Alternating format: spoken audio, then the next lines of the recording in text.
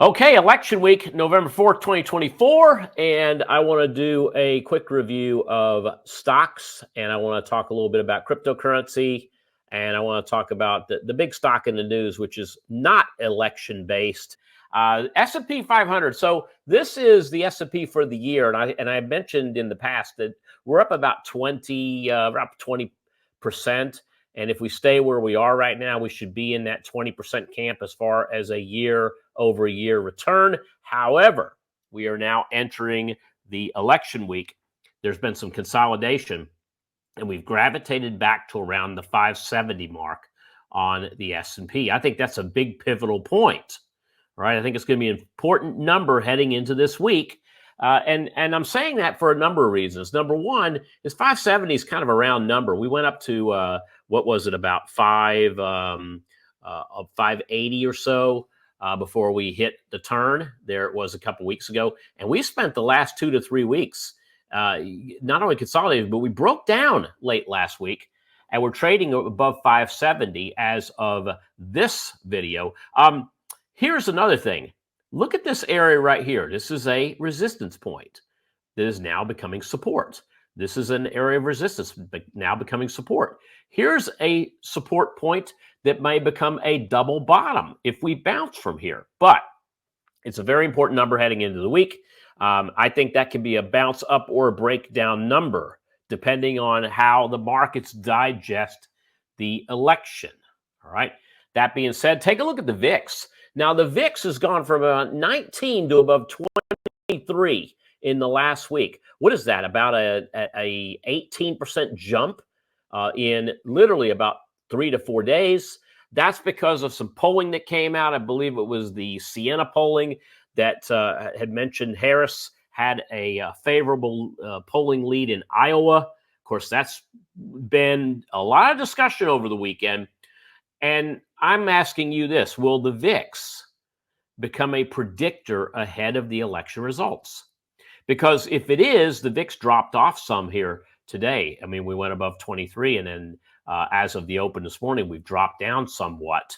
However, I don't think the VIX is going to be a predictor ahead of the election results.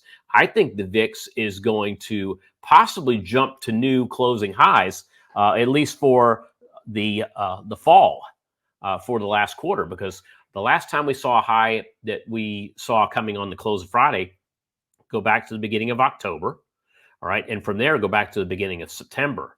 We were seeing some pullbacks in the market, and then we were also seeing some election changes in the polls, which to me were going to happen. I mean, when you see a month ago that Trump was in the high 60s with the predictive models, all right, that's like a rubber band effect. Expect those to come back when you see the election as tight as it is. But we'll end up knowing the results here sooner or later. Gold. So gold hit a new all-time high about a week ago. We've had a small pullback since then. I expect the range is going to be between the 250 support level, that's a round number level support, and the resistance, which is the all-time highs, around 257.50, right? Nothing really new to talk about with GLD other than the fact that if we go below that 250 support, then there's a play on the US dollar, and that's pushing assets like gold. Things, not companies, but things could be heading lower. All right. Take a look at Bitcoin. So this is Bitcoin all the way back to almost the beginning of the year. I mean, we had those all-time highs in March, and that's where I have the top dotted line. And notice we hit the all-time high, came very, very close to it. In fact, we had a new closing all-time high as of a little more than a week ago. And since then, we have pulled back. We're now below 68. I've got the pre-election range. I've got the pre-election range on the high at 73.5 and at the low around 65,000. That low is a series of resistance and support points that have happened going back into really the beginning quarter of this year. So here's the question I ask myself. Are we selling the rumor and buying the results of the election? Are we selling the rumor and selling the results of the election?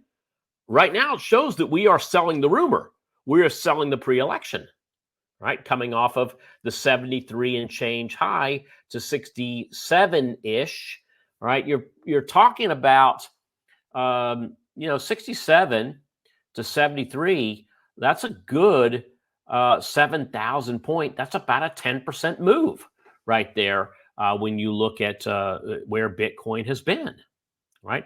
It is the most volatile asset. It's going to continue to be the most volatile asset. So you should expect the kind of moves that we see.